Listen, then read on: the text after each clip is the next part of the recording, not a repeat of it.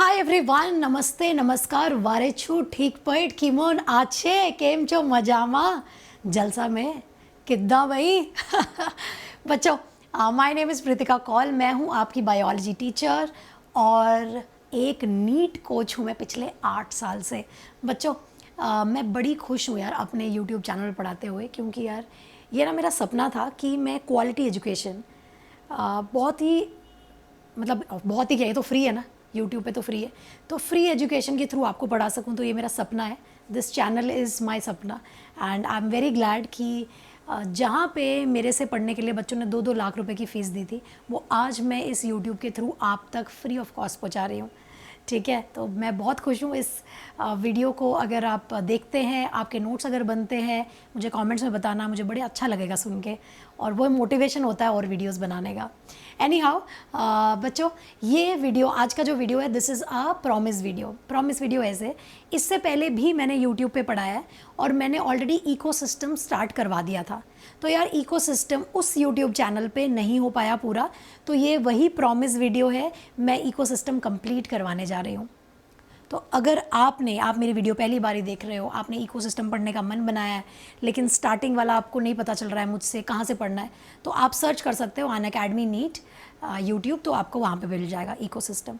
आज मैं डीकम्पोजिशन से पढ़ाने वाली हूँ, which is the continuation of that video.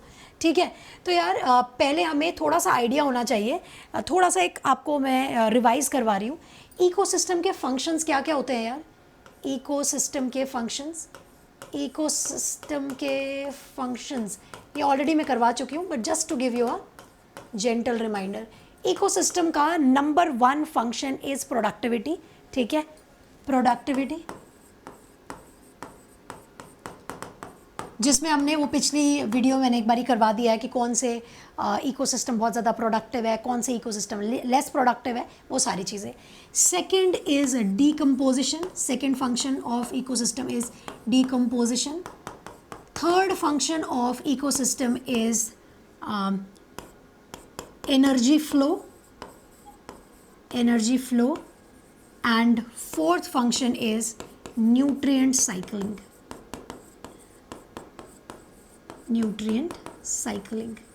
ठीक है, तो यार ये 4 फंक्शंस हैं इकोसिस्टम के। प्रोडक्टिविटी मैं ऑलरेडी करवा चुकी हूँ यूट्यूब के ऊपर, आपका मन है तो आप सर्च कर सकते हो मेरे नाम से, इकोसिस्टम प्रीतिका कौल, आपको मिल जाएगा। ठीक है, सेकंड वुड बी डीकम्पोजिशन। तो यार आज हम लोग ये पढ़ने जा रहे हैं डीकम्पोजिशन। आज हम एनर्जी फ्लो भी करेंगे, this is in this video. इस वीडियो के अंदर ये दोनों टॉपिक होंगे। फिर आता है न्यूट्रिएंट साइकिलिंग, उसको मैं दूसरे वीडियो में ले लूँगी। ठीक है, प्लस सक्सेशन भी होगा, वो मैं दूसरे वीडियो में ले लूँगी। ठीक है, तो अब हमें क्या पढ़ने जाना है, second and third point. So let's get started with decomposition. या डीकम्पोजिशन आप किसको बोलते हो? डीकम्पोजिशन में कुछ स्टेप्स हैं, चलो मैं सीधा लिख लेती हूँ। डीकम्पोजिशन आप किसको कहते हो यार? जैसे कि मुझे लगता है कोई बहुत बड़ी बात है, आपको पता ही होगा, जैसे कोई गाय भैंस मर जाती है आपके कहीं गली मोहल्ले में, और मान लो उसको बहुत देर तक किसी ने टच नहीं किया, उठाया नहीं, तो उसमें से बदबू आती है। अगर आप 30 दिन के बाद देखो तो आपको कुछ भी नहीं दिखेगा, उसके डेड रिमेन्स दिखेंगे उस बेचारी बिल्ली के, तो ऑब्वियसली आपको पता है कि वो डीकम्पोजिशन होता है, तो कोई बड़ी बात नहीं है। लेकिन यार कुछ ना बड़ी खतरनाक टर्म्स हैं जो आपको डीकम्पोजिशन में दिखेंगी, जैसे कि fragmentation, leaching, catabolism, humification, mineralization. इन टर्म्स का मीनिंग पता होना चाहिए, स्पेशली अगर आप क्लास 12th के हो, तो आपको ये कोई भी चीज़ पूछी जा सकती है in the form of 2 mark question और 1 मार्क क्वेश्चन सीबीएसई में। ठीक है, और स्टेट बोर्ड के हो तो 5 नंबर का क्वेश्चन भी आ सकता है सीधा ही, कि स्टेजेस ऑफ डीकम्पोजिशन लिखो। और अगर आप नीट की तैयारी कर रहे हो तो आपको सारी सीक्वेंसेस पता होनी चाहिए, सब कुछ ही पता होना चाहिए, है ना। तो यार let's get started with decomposition. What is that? What is decomposition? Simple शब्दों में, decomposition is a process where organic matter, एक शब्द में लिख रही हूँ, कहानी नहीं बांध रही, जहाँ ऑर्गेनिक मैटर किस में चेंज हो जाता है यार? ऑर्गेनिक मैटर जैसे कि यार बायोमोलिक्यूल्स से हम बने हुए हैं ना, प्लांट हो गया, एनिमल हो गया। ठीक है, तो यार ऑर्गेनिक मैटर चेंज हो जाएगा किस में? इनऑर्गेनिक मैटर में। अब आप बोलोगे मैम कैसे इनऑर्गेनिक मैटर कैसे? यार मेरे को एक चीज़ बताओ, जब आप मान लो बिल्ली मर गई कोई, ठीक है, तो आपने नाक कैसे पकड़ लिया? क्यों पकड़ लिया? क्योंकि द बिल्ली और दैट जानवर has been converted into some foul smell, some gases. तो क्लियरली गैसेस आर इनऑर्गेनिक। तो ऑर्गेनिक मैटर का ब्रेक डाउन हो रहा है इनऑर्गेनिक मैटर के अंदर, इनऑर्गेनिक मैटर के अंदर, और इस प्रोसेस को आप क्या बोलोगे? डीकम्पोजिशन बोलोगे। और करेगा कौन? यार हमारे प्यारे डीकम्पोजर्स। ठीक है, अब डीकम्पोजर्स में कौन कौन आते हैं? डीकम्पोजर्स में फंजाई आ गया, बैक्टीरिया आ गया, ये सब आ जाएंगे डीकम्पोजर्स में। ठीक है, so this was decomposition. Now let us try writing down the stages of decomposition. चलो नेक्स्ट हम लोग लिखते हैं स्टेजेस ऑफ डीकम्पोजिशन। ध्यान से बनाएंगे नोट्स। डीकम्पोजिशन, ठीक है, स्टेजेस ऑफ डीकम्पोजिशन। नाउ सबसे पहला स्टेप जो आपको लिखना है, छोटे छोटे शब्दों में लिखवा रही हूँ ताकि आपको ना नोट्स भी बड़े छोटे से बन जाए, कंप्रेस्ड बने और ज़्यादा आपको टेंशन ना हो, है ना। चलिए सबसे पहला स्टेप हम लोग लिखेंगे, number 1 is fragmentation of detritus. Fragmentation of detritus. What is fragmentation of detritus? 2 words हैं यहाँ पे। फ्रैगमेंटेशन का मतलब है तोड़ना, फ्रैगमेंट का मतलब ब्रेक डाउन। डेट्राइटस का क्या मतलब है ये मैं अभी समझाती हूँ। पहले हम यहाँ पे एक डब्बा बना लेते हैं। आप लोग भी ऐसे ही बनाओ जैसे मैं सिखा रही हूँ, this would be better for you.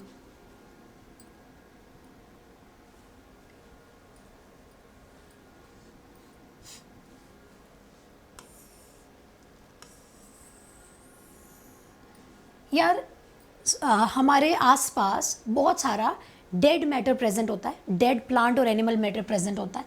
यार यहाँ पे मैं ऐसा बना देती हूँ, यहाँ पे एक सर्कल बना लो ताकि आपको याद रहे व्हाट इज डेट्राइटस। डेट्राइटस का मतलब, मान लीजिए कोई पत्ता है, कोई लीफ है, ये डेड पार्ट है प्लांट का, नीचे गिर गया। या मान लो कोई फ्लावर है, वो मान लो नीचे गिर गया, ठीक है। या मान लीजिए कोई एनिमल है, मान लीजिए कोई डेड एनिमल है, वही कैट डॉग कोई मर गया, ठीक है। या मान लो फीकल मैटर है, पॉटी है, सिंपल, तो यार ये भी डेट्राइटस ही कहलाएगा। So what is detritus? यहाँ पे आप लोग भी बनाएंगे अपनी कॉपी में ऐसे ही जैसे मैं बना रही हूँ, ठीक है। What is detritus? It is dead plant और एनिमल रिमेन। डेड प्लांट और animal remain, that is called detritus, ठीक है। ये डेट्राइटस है। तो यार सबसे पहला स्टेप क्या होता है, जो भी कोई एनिमल है या कोई भी है, ऑब्वियसली डेड ही होगा ना, जिंदा को तो नहीं करेंगे हम लोग डिकम्पोज, मरे वाले को, ठीक है। तो जो भी मरा हुआ प्लांट एनिमल है उसका पहले ब्रेक डाउन होता है, सिंपली वो टूट जाता है, ठीक है। So the first step is fragmentation, यानी कि क्या हुआ? तोड़ना, ठीक है। कौन तोड़ रहा है? डेट्रीवोर्स। कौन कर रहे हैं ये काम? ये काम कर रहा है अर्थवर्म, ये कर रहा है बग्स, ये कर रहे हैं छोटे छोटे इंसेक्ट्स, उसको फर्दर तोड़ रहे हैं, ठीक है। तो first step is fragmentation of detritus, जहां पे आप लोग लिखेंगे कि डेट्राइटस किस में चेंज हो रहा है? अपनी ही स्मॉलर पार्टिकल्स में, छोटे छोटे पार्टिकल्स में टूट रहा है, ठीक है। स्मॉलर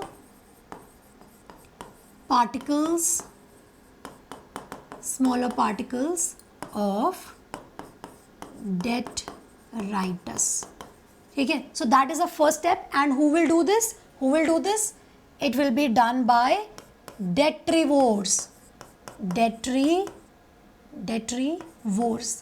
ठीक है। एग्जाम्पल में हो गया अर्थवर्म, एग्जाम्पल में हो गया सम बग्स, एग्जाम्पल में हो गए इंसेक्ट्स, ठीक है। तो यार आप इसको प्लीज़ कंफ्यूज ना करें डीकम्पोजर्स के साथ। डीकम्पोजर्स में लार्जली हम बैक्टीरिया की भी बात करते हैं, फंजाई की भी बात करते हैं। या एक चीज़ बोलूँ सच्ची में, तो डीकम्पोजर्स में ना सब कुछ ही आता है, लेकिन डेट्रीवोर्स का मतलब होता है जो केवल कौन से वाले होते हैं? ये थोड़े अर्थवर्म इंसेक्ट टाइप के, जो बड़ा डेड मैटर को ब्रेक डाउन करते हैं into smaller part, that is the smaller detritus, smaller particles of detritus.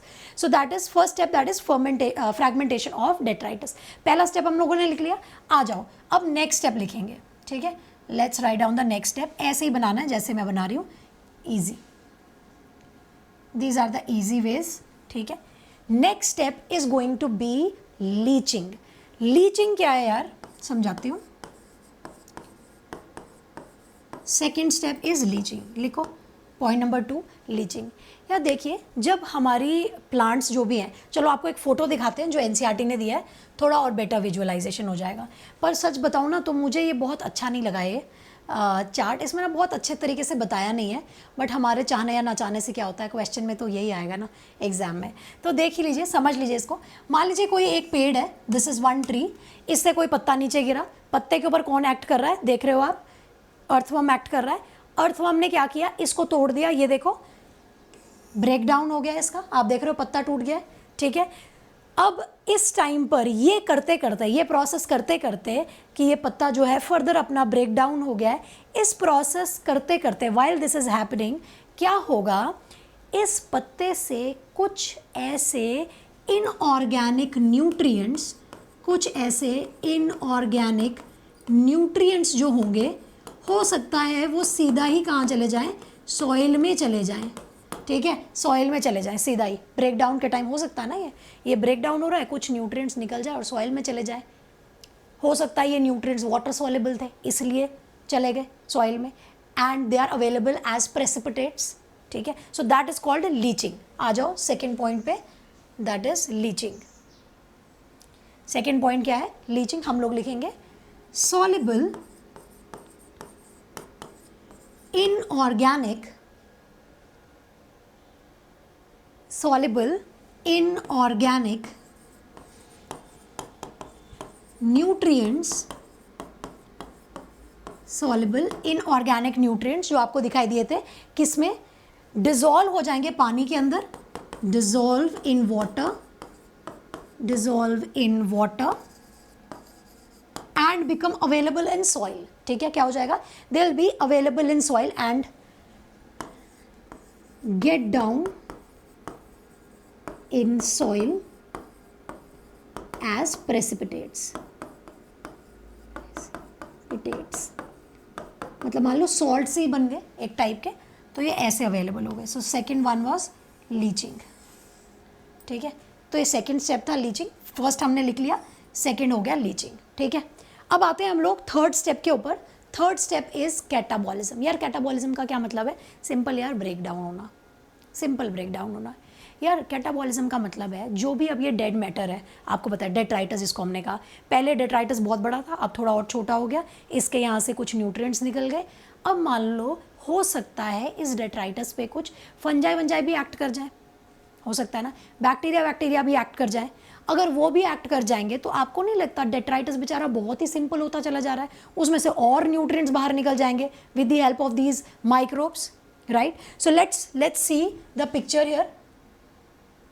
ये देखो क्या हुआ, एक तो ये चीज हमने बता दिया, this part is leaching, this part is leaching, ये हमने अभी करा। What is this part, what is this part, ये क्या हो रहा है, ये ब्रेक डाउन हो रहा है।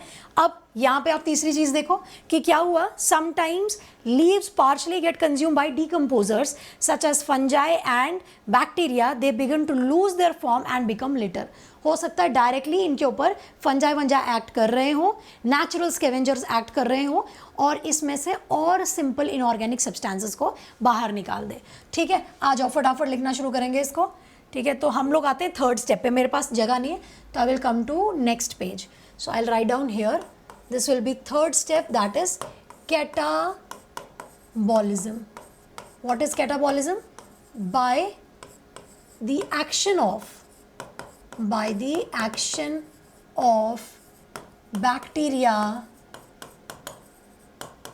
या फंजाई, क्या हुआ, ये किस पे एक्ट कर रहे हैं, किस पे एक्ट कर रहे हैं, फ्रैगमेंटेड डेट्राइटस पे एक्ट कर रहे हैं। लिखिए, they will act on fragmented, they will act on fragmented, टूटा हुआ डेट्राइटस, और क्या होगा उससे, फ्रैगमेंटेड डेट्राइटस से क्या बाहर निकला, और कुछ सिंपल इनऑर्गेनिक सब्सटेंसेस, और सिंपल इनऑर्गेनिक सब्सटेंसेस रिलीज होंगे। सब्सटेंसेस बोलो, कंपाउंड्स बोलो, जो बोलना है बोल लो, ठीक है। ये इसमें चेंज हो गया। So this one is catabolism and इसको फिर से डब्बे में रखते हैं, दिस वन इज कैटाबॉलिज्म।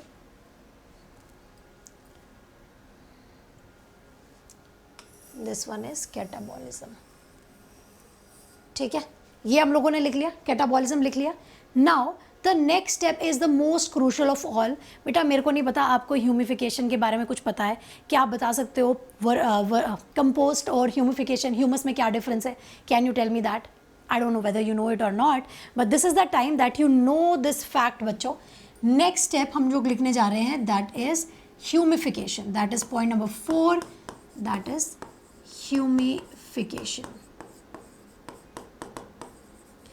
सुनिए बच्चे, अब आपको नहीं लगता कि जो डेट्राइटिस था, जो डेड एंड डिकेइंग मैटर था, वो बहुत ही ज़्यादा सिंप्लीफाइड फॉर्म में प्रेजेंट है, बहुत ज़्यादा सिंपल हो गया है, उसमें लीचिंग भी हो गई, कैटाबॉलिज्म भी हो गया, अब उसका बचा क्या? उसमें बहुत कम पार्ट बच गया। ह्यूमिफिकेशन का मतलब है वो जितना भी सिंप्लीफाइड फॉर्म ऑफ डेट्राइटिस प्रेजेंट है वो चेंज हो जाएगा ह्यूमस के अंदर। अब ह्यूमस क्या है? ह्यूमस का मतलब है यार कुछ एनएरोबिक फर्मेंटेशन होगी और अमॉर्फस सब्सटेंस बन जाएगा। अमॉर्फस सब्सटेंस यानी कि जिसकी शेप नहीं होती, जिसका कोई स्ट्रक्चर नहीं होता, एक ऐसा सा आपको कंपाउंड बनता हुआ नजर आएगा जिसको आप कहते हो ह्यूमस। ठीक है, तो लिख लेते हैं हम लोग इसको। What is humification? Humification is nothing simplified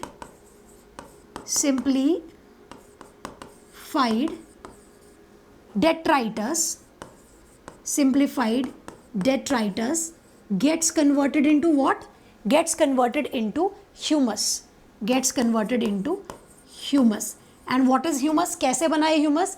This has happened by anaerobic fermentation.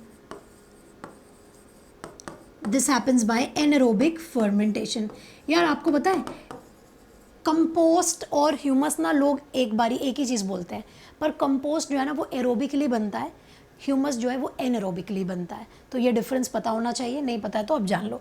तो क्या हुआ? सिंप्लीफाइड डेट्राइटिस जो था वो चेंज हो गया ह्यूमस के अंदर, और ये कैसे बना? बाय एनएरोबिक फर्मेंटेशन से बना। ठीक है, और व्हाट इज ह्यूमस? ह्यूमस क्या है? Humus is a dark amorphous substance। आप मुझे एक चीज़ बताओ, क्या लगता है आपको ह्यूमस से क्या उम्मीद है? क्या ह्यूमस पे और फर्दर माइक्रोब्स एक्ट कर पाएंगे? ऑलरेडी तो मर चुका है, मरे हुए को और कितना मारोगे? तो ह्यूमस वो वाला पार्ट है जिसपे कोई भी माइक्रोबियल एक्शन नहीं होने का। ठीक है, so humus is a dark amorphous substance which is resistant to microbial action, यानी कि आप कह सकते हो no decomposition occurs here, कोई डिकम्पोजिशन नहीं होगी। ठीक है, तो हमने लिख लिया अपना पॉइंट नंबर 4 भी। ठीक है, so let's also keep it in a box, that is humification. यहाँ पे एक प्यारा सा एरो बना देते हैं, दिस इज द एरो। ठीक है, now the last step is mineralization. Mineralization बहुत आसान यार, ये सबसे सिंपल चीज़ है।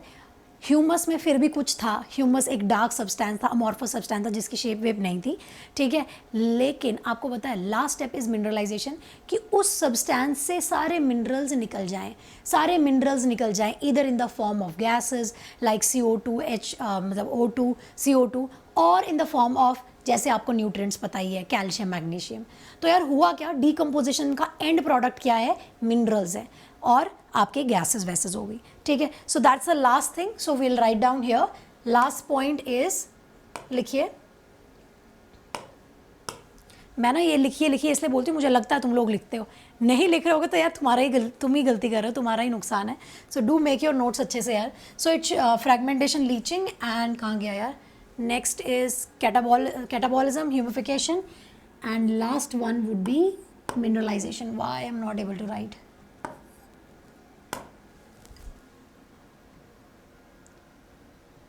ठीक है, next point will be mineralization. Point number 5, mineralization. क्या है मिनरलाइजेशन? कुछ नहीं है, ह्यूमस, टीचर डूब गया बिना पानी के। आई होप विजिबल है, आई hope it is visible. Yes it is. Yes it is. हाँ जी. सो ह्यूमस में जो ऑर्गेनिक मैटर प्रेजेंट है, कुछ ऑर्गेनिक भी तो प्रेजेंट है ना, कुछ भी जो ऑर्गेनिक मैटर प्रेजेंट है ह्यूमस का, that will get converted into what? Inorganic part, inorganic matter like CO2, H2O, oxygen. What has happened now?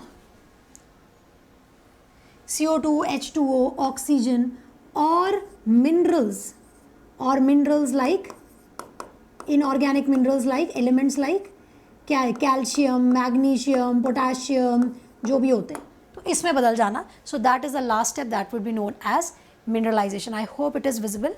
Late me try to keep it in a box. तो यार मैं चाहती थी ये flow chart की form में बन जाए, और मान लो कि तुम किसी स्टेट बोर्ड वाले बच्चे हो और तुम्हारा ये 5 नंबर का क्वेश्चन आ गया, तो यार जैसे मैंने आपको ये बॉक्सेस में बना के सिखाया ना, एज इट इज़ अपनी फाइनल एग्जाम में ऐसे लिख कर आना. हो ही नहीं सकता टीचर आपको 5 में से 5 नंबर ना दे. हाँ, बशर्ते तुमने उन टीचर के साथ कोई बदतमीज़ी नहीं की हो, उल्टे सिलते जवाब नहीं दिए हो, तब तक तो यार मार्क्स काटने का कोई मतलब नहीं बनता. ऐसे लिखोगे तो पूरे नंबर मिल जाएंगे. ठीक है. So I will give you some space. You want to take a screenshot, you can take a screenshot also.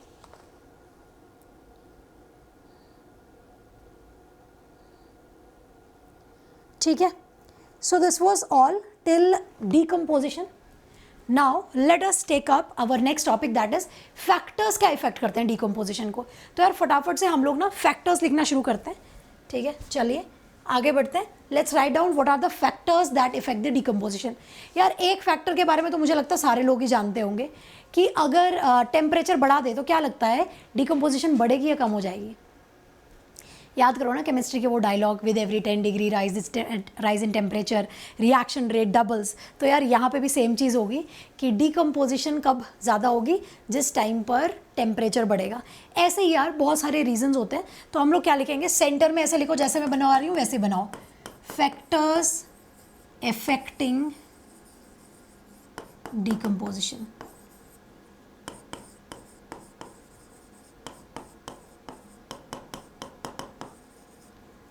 Factors affecting decomposition. Number 1 would be the chemical nature of detritus. Number 1 लिखिए यहाँ, chemical nature of detritus. यार दो चीज़ें, अगर chemical nature detritus का बना हुआ है, मान लो जो डेट्राइटस है उसमें बहुत ज़्यादा लिग्निन है, बहुत ज़्यादा टैनिन है, ये कंपाउंड्स है, लिग्निन है, टैनिन्स है, ऐसे कंपाउंड्स हैं. ठीक है, काइटिन है ना, काइटिन भी अगर है, तो ऐसे अगर कंपाउंड्स है ना, तो इस टाइम पे डीकम्पोजिशन जो है वो स्लो होगी. इन जैसे कंपाउंड को क्या करता है, स्लो कर देता है. इस टाइम पे स्लो है.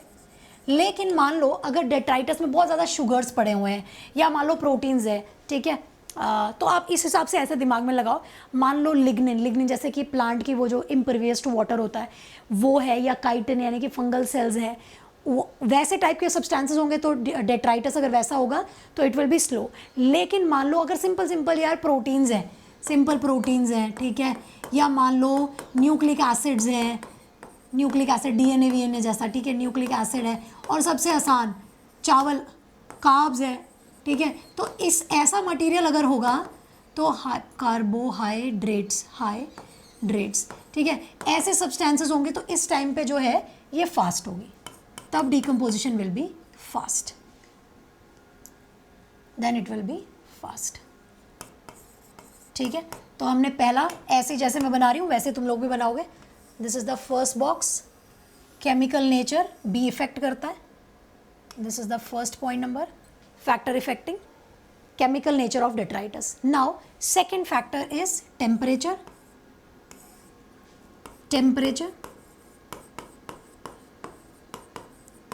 So that would be point number 2. ठीक है, टेम्परेचर याद रख लीजिए, अगर एक मॉडरेट टेम्परेचर है यानी कि approximately more than 25 degree Celsius, इस टाइम पे अच्छी खासी डिकम्पोजिशन होगी। लेकिन अगर it is less than 1 degree, यानी कि ठंड का माहौल है, less than 1 degree, then it is slow. तो फटाफट से आप लोग लिख लीजिए, यहाँ पे आप लोग लिखेंगे दिस इज़ फास्ट, ठीक है, fast, and here it will be slow. तो ये आपको पता होना चाहिए कि क्या क्या इफ़ेक्ट करता है। देखो बच्चों, मैं चाहती तो ना मैं आपको सारी चीज़ें पीपीटी से भी पढ़ा के उड़ा सकती थी, बट मैं चाहती हूँ कि आपके नोट्स बड़े अच्छे बने होने चाहिए यार। So please make sure that you writing all of them in your copies, ठीक है। Next point that you will write down is moisture. Third point moisture. क्या लगता है? मॉइस्चर कैसा होना चाहिए?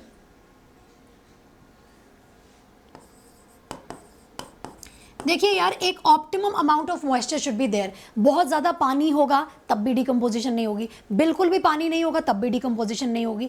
हल्का फुल्का मॉडरेट अमाउंट ऑफ पानी होगा तो ही डिकम्पोजिशन अच्छी होती है। तो आप यहाँ पे लिख लीजिए कि अगर मॉइस्चर इज़ ऑप्टिमम, अगर मॉइस्चर इज़ ऑप्टिमम यानी कि ठीक ठाक है, या इट इज़ लो, और या इट इज़ एक्सेस, तो क्या लिखेंगे हम लोग? वैसे ही रेड और ब्लू पेन से आप लोग भी लिखो, रेड और ग्रीन से।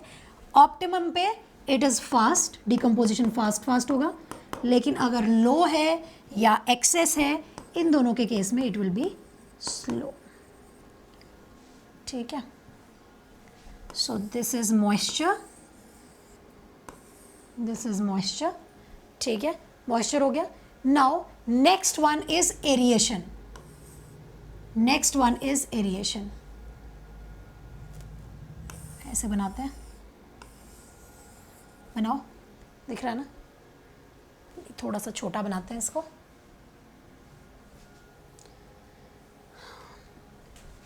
यार मेरी इस वीडियो पे, जो मेरा ये जो चैनल है, इस पे मैं कुछ मोटिवेशन भी बनाती रहती हूँ। अगर आपको कभी लगे ना कि कोई छोटी मोटी प्रॉब्लम्स है मैम, जैसे स्टक हैं तो क्या करें, या दुखी हैं जीवन से, या हमारे जीवन में दुख ही बहुत है मैम, हम बड़े परेशान हैं यार, नोट्स ही नहीं बनते मैम, हम तो एग्ज़ाम से एक दिन पहले अपने भाई से बात कर लेते हैं, भाई पढ़ा देगा क्या, तो या ऐसे कोई गम है या छोटे मोटे कुछ भी है, जस्ट लेट मी नो। मेरे को बड़ा मज़ा आता है कि अगर मैं ऐसी कोई एक छोटी बात में तुम्हारी हेल्प कर सकूं, तो yes I would be very grateful, you can let me no also, ठीक है। चलो थर्ड पॉइंट पे आते हैं, that is aeration. Fourth point पे कौन सा होगा? फोर्थ है ना, एरिएशन। यार एरिएशन यानी कि ऑक्सीजन कितना है, ऑक्सीजन कितना है। अगेन याद रखें, अगर ऑक्सीजन है मॉडरेट, ठीक ठाक ऑक्सीजन है, तो अच्छी डिकम्पोजिशन होगी, लेकिन अगर लेस एरिएशन है तो फिर से स्लो होगा। लिख लीजिए। मेरे को पता है यार, ये जो टॉपिक है इसमें ज़्यादा मज़ा नहीं आता है बच्चों को, लेकिन यार हमारे लिए, हम मज़े करने थोड़ी बैठे हैं, किताबों से थोड़ी ना मज़े करेंगे। फील जो है वो ले सकते हैं पढ़ाई से भी, लेकिन जब नहीं भी आ रही हो फिर भी यार पढ़ना तो है। नोट्स बना लो अच्छे अच्छे, एक छोटा सा डोपामिन रश ज़रूर होगा, ठीक है। सो यार these are the 4 factors that affect what, they affect what they affect decomposition. I hope this is very much clear with you. These are the factors affecting decomposition. I hope आप इसका screenshot ले लोगे, ठीक है, ठीक है। 4 points हमने लिखे, फैक्टर्स इफेक्टिंग डिकम्पोजिशन, ठीक है। चलिए अब हम लोग जा रहे हैं लिखने एक और पॉइंट, या एक और वर्ड है, एनसीईआरटी ने लिखा हुआ है न्यूट्रिएंट इमोबिलाइजेशन के बारे में। आप अपनी कॉपीज़ में भी लिख सकते हो। यार न्यूट्रिएंट इमोबिलाइजेशन का मतलब होता है कि यार जैसे फिक्स डिपॉजिट होती है ना, फिक्स डिपॉजिट में क्या करते हैं कि अपना ही पैसा उसको रोक के रख दिया, वैसे ही न्यूट्रिएंट इमोबिलाइजेशन का मतलब होता है कि मान लीजिए कोई न्यूट्रिएंट्स है, वो लिविंग ऑर्गेनिज्म में जाते हैं, बैक्टीरिया में जाते हैं, और वहीं पे बस जाते हैं, वहीं पे बस जाते हैं, और इन अ वे वो न्यूट्रिएंट्स इकोसिस्टम से निकलते नहीं है, वहीं पे पड़े जाते हैं, इकोसिस्टम में ही रह जाते हैं। So that is called nutrient immobilization. तो yes, let's also write that also, no problem, ठीक है। चलो लिख लेते हैं इसको। न्यूट्रिएंट इमोबिलाइजेशन एक टर्म है जिसके बारे में पता होना चाहिए, नोट की फॉर्म में लिख लो इसको, ठीक है। What is nutrient immobilization?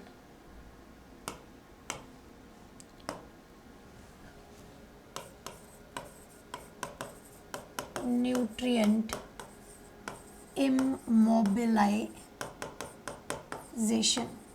यार न्यूट्रिएंट इमोबिलाइजेशन का क्या मतलब है यार? न्यूट्रिएंट इमोबिलाइजेशन का मतलब है, इमोबिलाइज का मतलब कि मूव नहीं करना, मूव नहीं करना, अपनी जगह से मूव नहीं करना। ठीक है, तो हम लोग फटाफट से लिख देंगे, जैसे कोई मिनरल्स हैं, कैल्शियम हो गया, मैग्नीशियम हो गया, पोटाशियम हो गया, कुछ भी हो गया, जो भी हैं जैसे मिनरल्स एक्सेट्रा कुछ भी हो गए, ये इनकॉर्पोरेट होते हैं कहाँ पे यार? ये इनकॉर्पोरेट होते हैं। मैं चाहती तो मैं आपको ना भाषा की फॉर्म में पूरी डेफिनेशन लिख सकती थी, पर नहीं यार उसमें बड़ा टाइम लगता है और वो तुम्हें याद भी नहीं रहता है, इसलिए मैं ऐसे एक लोकल सी फोटोज़ बना देती हूँ। सो कैल्शियम, मैग्नीशियम, ये सब हो गया। This gets incorporated into a living cell. तो जैसे मान लो ये बैक्टीरिया है, कोई बैक्टीरिया का डीएनए ऐसे ही होता ना, फालतू में पड़ा हुआ है, ठीक है, और बैक्टीरियल सेल है मान लो, this is a bacterial cell, और I can write it is a living microbe, it is a living microbe. तो किसी लिविंग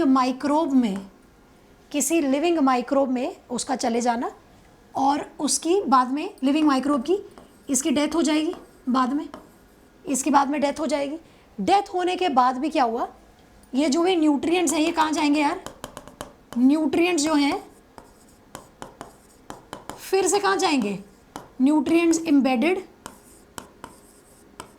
जो भी थे ये रिलीज होंगे, कहाँ जाएंगे? ये फिर से चले जाएंगे, फिर से अपने वापस इकोसिस्टम में ही चले जाएंगे।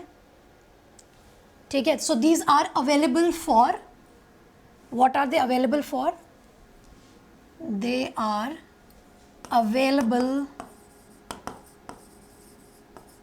For solubilization. सॉल्युबलाइजेशन मतलब दोबारा से उसके सॉल्युबल्स पड़े हुए हैं, and are prevented to be lost away from, कहाँ से? From ecosystem,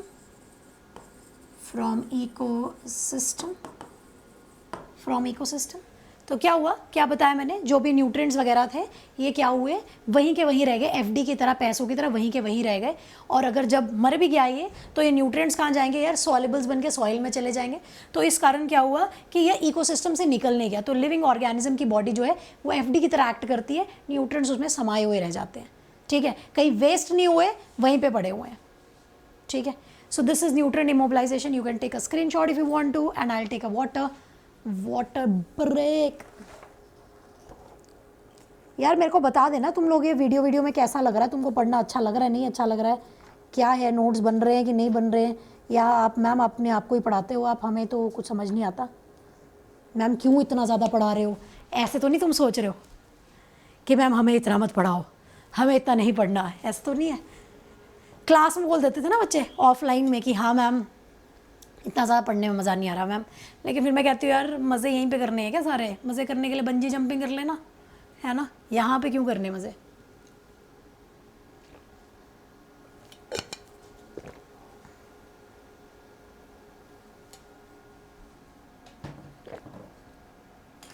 okay,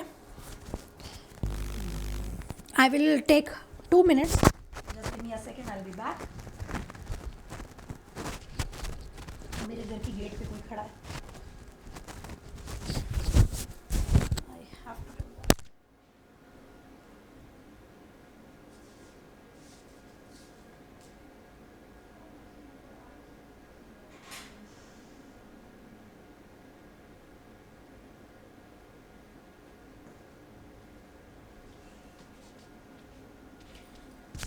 Yes, your teacher is very bad, very much bad. I hope तुम नोट्स भी बना रहे हो.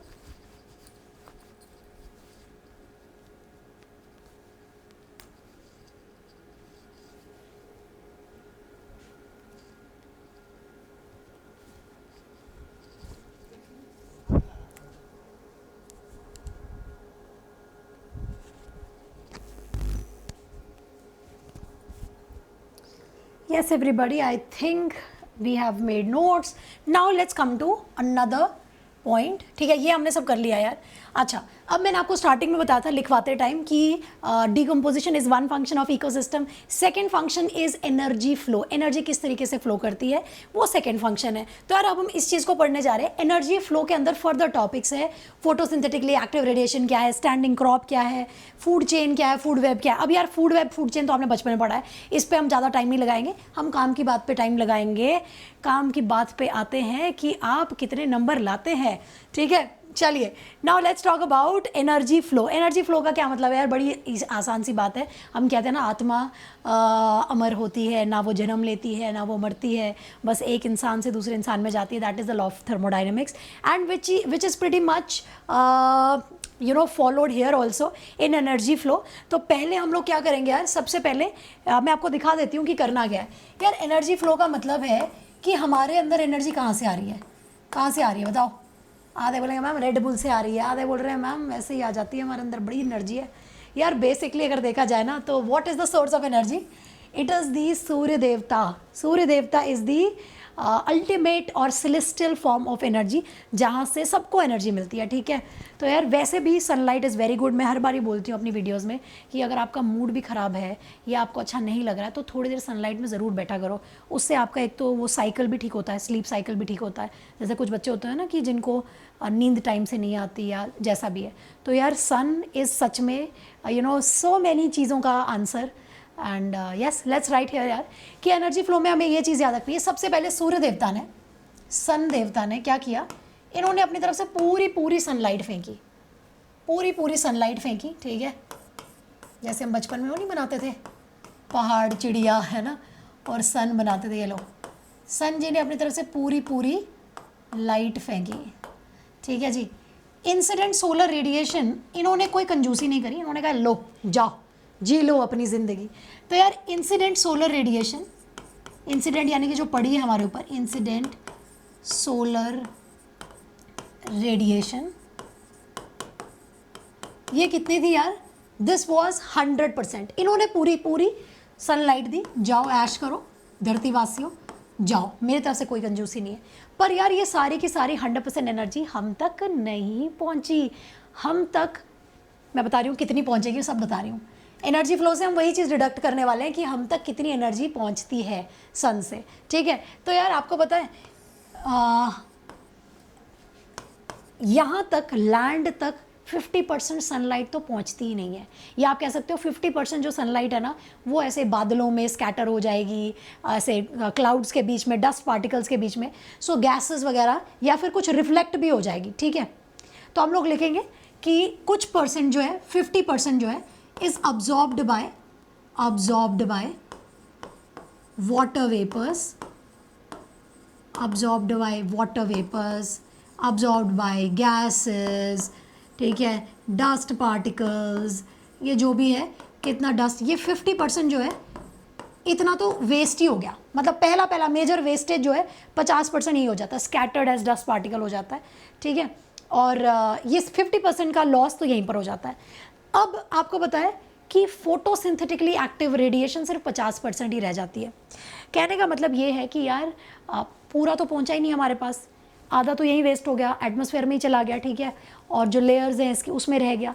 और जो फोटोसिंथेटिकली एक्टिव रेडिएशंस हैं जिससे जिस वेवलेंथ के एज में प्लांट फोटोसिंथेसिस कर सकता है, दैट इज़ लेस देन 50% या ऑलमोस्ट 50%। तो हम लोग लिखेंगे yes photosynthetically active radiations, PAR,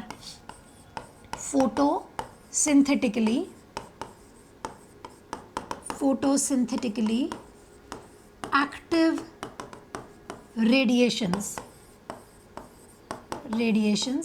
ये जो सन जो आएगा हमारे पास लैंड तक आएगा, so this will be less than 50%, less than और almost equal to 50%, and this is more than 50%। फिर नहीं तो ये गलत हो जाएगा ना कि मैम आपने यहाँ तो लिखा नहीं, तो हम लोग इसको लिख लेते हैं। सो यहाँ पे it is more than 50%, absorb हो गया वाटर से, एंड डस्ट के फॉर्म में स्कैटर्ड हो गया in the form of dust, and भी आलतू फालतू उल जलूल की चीज़ें यहाँ पे होगी, ठीक है। अब हमारे पास काम का कितना है, लेस देन 50%। आपको पता है फोटोसिंथेसिस करने के बाद या आपको मैंने पिछली वीडियो में, अगर आपको नहीं पता एनपीपी जीपीपी क्या है, एक बारी सर्च कीजिए इकोसिस्टम प्रीतिका कौल, आपको मेरी वीडियो मिल जाएगी किसी दूसरे यूट्यूब चैनल की, आपको टॉपिक मिल जाएगा, ठीक है। मैं ये बोलना चाह रही बच्चे, मैंने पहले पढ़ा चुकी हूँ जीपीपी और NPP. GPP is gross primary productivity, NPP is net primary productivity, two very important terminologies in ecosystem. यार ग्रॉस प्राइमरी प्रोडक्टिविटी का मतलब है जितना भी प्लांट ने ना फोटोसिंथेसिस करके ऑर्गेनिक मैटर सिंथेसाइज किया, ठीक है। तो यार फोटोसिंथेटिकली एक्टिव रेडिएशन कितनी थी, 50% थी। आपको क्या लगता है सारा का सारा प्लांट यूज़ कर लेगा? नहीं, आपको बताएं केवल 1 to 5% है जो कि क्या हो सकती है, फोटोसिंथेसिस की फॉर्म में, यानी कि जीपीपी की फॉर्म में, ऑर्गेनिक मैटर की फॉर्म में प्लांट अपने पास रख पाता है। जी हाँ, तो हम लोग लिखेंगे captured in photosynthesis, captured in photosynthesis, कितना कैप्चर्ड इन फोटोसिंथेसिस, कितना कैप्चर्ड हुआ, जस्ट 1 to, यस अभी बताया मैंने 1 to 5%। तो यानी कि कितना लॉस, कितना हुआ, लॉस नजर आ रहा है यार, 45 to 49% तो यहीं पे लॉस हो रहा है, देखो कितना लॉस हो रहा है। तो यार एक काम करते हैं, हम लॉसेस को लर्न नहीं करते, पहले हम लोग ना यहाँ पे लिख लेते हैं कि कितना धरतीवासियों को मिलने वाला है, ठीक है। अब यार प्लांट पागल तो है नहीं कि जाओ आ जाओ, मैंने जितनी भी फोटोसिंथेसिस करी, ऑर्गेनिक मैटर सिंथेसाइज किया, ये लो जाओ तुम खा लो, मैं तो जी तुम्हारे लिए रहा था, ऐसा तो है नहीं यार। प्लांट की भी खुद की ज़िंदगी है, मतलब इसकी ज़िंदगी, इसकी तुम्हारी ज़िंदगी, तुम्हारा खाना, इसकी ज़िंदगी कुछ नहीं। तो यार समझ ही गए तुम लोग, स्मार्ट हो यार। सुनो, मैं ये बोल रही हूँ कि प्लांट क्या करेगा, इसके जीवन में भी कुछ खर्चे हैं, इसके रेस्पिरेशन करेगा, इसका एनर्जी लॉस रेस्पिरेशन में लग जाएगा, और फाइनली जो तुम्हारे पास है ना, वो जो प्लांट ने अपनी चीज़ें पूरी करनी थी, उसके निकालने के बाद तुम्हें जो मिलेगा that is NPP, that is net primary productivity. यानी कि कुछ प्लांट के खुद के खर्चे भी हैं, खुद का रेस्पिरेटरी लॉस भी होगा, एंड में जो बचेगा that will be called NPP, that is net primary productivity. तो आप इसको ना जीपीपी भी लिख सकते हो, ब्रैकेट्स में जीपीपी लिख दो, gross primary productivity, and this is net primary productivity. आपको हैरानी होगी, दिस इज ओनली 0.8 to 4%। जी हाँ, 0.8 to 4%, सिर्फ इतना अंत में रह जाता है एनपीपी में, जो कि किसको अवेलेबल है, शाकाहारी लोगों को।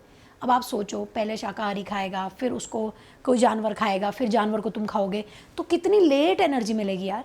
सबसे ज़्यादा हिंदी में बोलते हैं, सबसे ज़्यादा कुछ खाना ऐसा होता है जिसमें प्राण शक्ति बहुत ज़्यादा होती है, जिसमें ना लाइफ फोर्स बहुत ज़्यादा होती है। जैसे कद्दू, कहते हैं कि कद्दू बहुत, जैसे कहते हैं ना पेशेंट्स को देना चाहिए, उसमें लाइफ फोर्स बहुत ज़्यादा है। लाइफ फोर्स का मतलब यही चीज़ है यार कि एनपीपी डायरेक्टली तुम कंज्यूम कर रहे हो, ठीक है, सीधा एनपीपी पे तुम्हारा अटैक है। तो ऑब्वियसली यार ऐसा ही खाना खाना चाहिए, साधु वाला खाना। अब तुम कहोगे नहीं मैम, हम तो यार पिज्ज़ा वाले लोग हैं मैम, ऐसी कैसी बात कर रहे हो मैम, हमारे फीलिंग्स के साथ मत खेलो। Any how that's your call, मैं सजेस्ट ही कर सकती हूँ, बाकी आपकी मर्ज़ी है यार। अब इसमें ना कुछ आपको ये भी कैलकुलेट करना है कि लॉस कितना हुआ। मेरे ख्याल से अगर आप माइनस भी कर लोगे तब भी निकल आएगा। बस आपके लिए क्या ज़रूरी है, एक तो यार ये वैल्यू याद होनी चाहिए कि जीपीपी में कितना है, 1 to 5%, और एनपीपी में है 0.8 to 4%। बाकी आपको अगर लॉस लर्न करना है तो आप लर्न भी कर सकते हो अलग से। जैसे यहाँ पे मैंने बताया कितना लॉस हुआ, 45 to 49% का लॉस है एनर्जी का।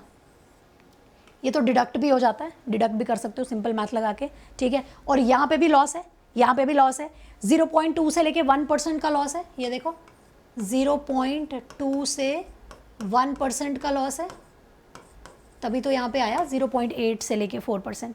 तो मैं ये कह रही हूँ, इस मैथमेटिक्स में आपको ये दोनों पता होने चाहिए, ये दोनों पता होने चाहिए, एनपीपी और जीपीपी। इतना लर्न कर लो काफ़ी है, इतना लर्न कर लो काफ़ी है।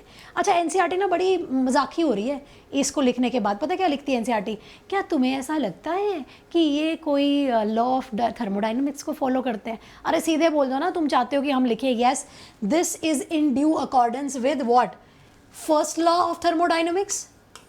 फर्स्ट लॉ भी है, फर्स्ट लॉ ऑफ थर्मोडाइनमिक्स जो बोलता है थर्मोडायनामिक्स, ठीक है। फर्स्ट लॉ ऑफ थर्मोडाइनमिक्स क्या कहता है यार, energy can either be created, वही आत्मा वाला कॉन्सेप्ट। तो ये तो हमें भी पता है, क्या नई बात बता रहे हो, मतलब ठीक है, हमें पता ही है कि यार जो एनपीपी हम जिसको अपनी एनर्जी बोलते हैं वो एक्चुअली एनर्जी नहीं, वो आई हुई कहाँ से है, इंसिडेंट सोलर रेडिएशन से। So first law of thermodynamics को भी फॉलो करता है, and it also follows second law of thermodynamics. Thermodynamics, ठीक है। सेकेंड लॉ ऑफ थर्मोडायनेमिक्स भी है ये।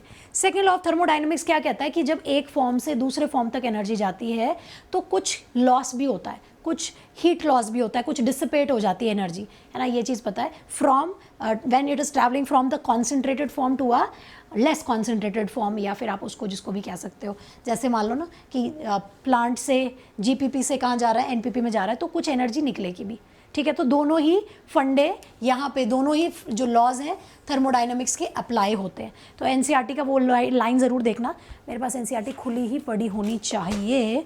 एंड ये देखो मैंने ना बुक भी ढूंढ ली, ये देखो, do you think there is a limitation, कहाँगे, एक सेकेंड रुको, यस, ये अपनी बुक में आना, मुझे नहीं पता दिख रहा है कि नहीं दिख रहा है, इस बुक में यहाँ पे जहाँ लिखा ना एनर्जी फ्लो में यहाँ पे लिखा हुआ है लास्ट में, इज़ देयर अ क्या लिखा है, is this keeping with the first law of thermodynamics? Of course it is keeping with the first law of thermodynamics. Also it is keeping with the second law of thermodynamics as well. तो NCERT ऐसे ऐसे मजाक कर लेती है, तो मैं इन मजाकों के आंसर करने आने चाहिए, ठीक है। अगर आप इसको जस्टिफाई कर पा रहे हो तो आपकी ज़िंदगी बहुत मस्त चल रही है, अगर आप नहीं जस्टिफाई कर पा रहे तो ऑब्वियसली आपको एनसीईआरटी से बियॉन्ड पढ़ना पड़ेगा, ठीक है। So this is clear, this is clear, I think we are clear about it. Now let us move on to the next point, that is energy flow खत्म हो गया, अब हमें करना है फूड चेन या फूड वेब। तो यार सबसे पहले ना मैं फूड चेन करवाती हूँ आप लोगों को। फूड चेन 3 प्रकार की होती हैं, ठीक है। फूड चेन आपको पता ही है, सीक्वेंस ऑफ ऑर्गेनिजम्स जिसने एक ने दूसरे को खाया, बचपन से पढ़ रहे हो, मैं लंबी कहानी नहीं खेल रही हूँ, तो तुम फटाफट से लिख लो। फूड चेन किसको कहते हैं, फूड चेन किसको कहते हैं, सीरीज ऑफ ऑर्गेनिजम्स, ठीक है, series of organisms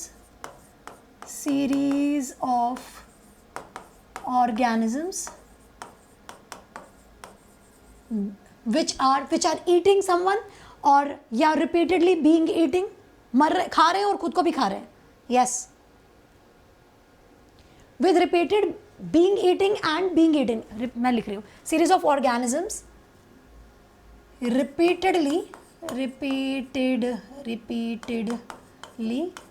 eating and being eaten upon by, बस इतना ही लिखना है, eaten upon by, मतलब बार बार, मतलब वही हम कर रहे हैं, खेल रहे हैं, कुछ ऑर्गेनिजम्स है, वो उसने उसको खाया, इसने इसको खाया, या उसको किसने खाया, यही चीज़ है ना, तो पता ही आप लोगों को, upon bye, this is called food chain. इस पे कोई सवाल नहीं आता कि बताओ फूड चेन किसको कहते हैं, यही सवाल पूछना होता तो 9th-10th में ना पूछ लेते तुमसे, तब पूछते, अभी नहीं कोई मतलब है। अभी तुमसे क्या पूछेंगे, भैया बताओ जी डिफरेंट फूड चेन्स कौन सी हैं। तो यार 3 फूड चेन्स है, कौन कौन सी बताओ जी, कौन कौन सी food chain. 1 is grazing food chain, लिखते हैं, लिखना शुरू करते हैं। एक है grazing food chain,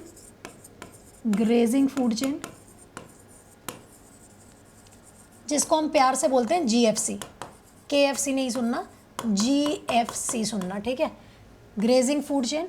second one is your जो तुम्हारे सेप्रोट्रॉप्स वाली है, that would be your detritus food chain, ठीक है। अभी हमने जो डिकम्पोजिशन वाला करा, डेट्राइटस फूड चेन, ठीक है, डेट्राइटस फूड चेन, जिसको आप प्यार से क्या बोलोगे, डीएफसी बोलोगे, डीएफसी, जीएफसी हो गया, डीएफसी हो गया, और last one is very easy, that is parasitic food chain, ठीक है।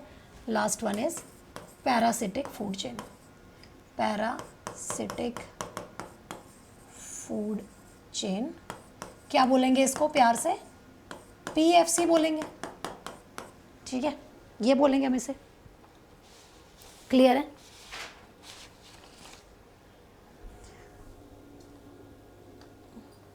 अब इनके ऑल्टरनेट नेम्स लिखेंगे हम लोग, let's write down their alternate names. ये हमने 3 लिखे, ऐसा करते हैं इनको ना ये कर देते हैं, लेट्स ऐसे डिफरेंशिएट देम, 3 लाइनें खींच दो अलग अलग, ताकि हम इसका डिफरेंस लिख पाए।